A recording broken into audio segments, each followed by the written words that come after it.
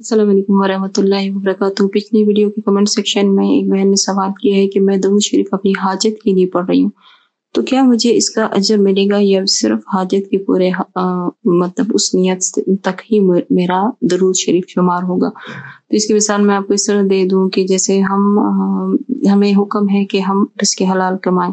अब एक शख्स जॉब है या जो कुछ भी काम के लिए घर से बाहर निकल रहा है, तो वो अपनी ख्वाहिशात पूरी करने के लिए, हाजतें पूरी करने के लिए निकल रहा है। रोटी, कपड़ा, मकान, बहुत सी हाजतें ऐसी हैं जिसके लिए हमें कमाना पड़ता है।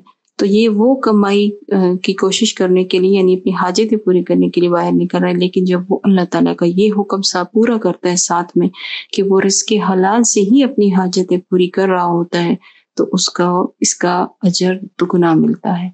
एक उसकी कोशिश का कि वो बाहर निकल रहा है क्योंकि वो अपनी ख्वाहिशों को, अपनी हाजात को पूरा कर रहा है और जायज़ तरीके से यानी कि हलाल तरीके से कर रहा है, तो उसको अजर मिलना ही मिलना है। इसी तरह दरूद, एक दफ़ा दरूद पढ़ने पे 10 रहमतें नाज़िल होती हैं और जो वादा है वो तो पूरा होकर ही रहेगा।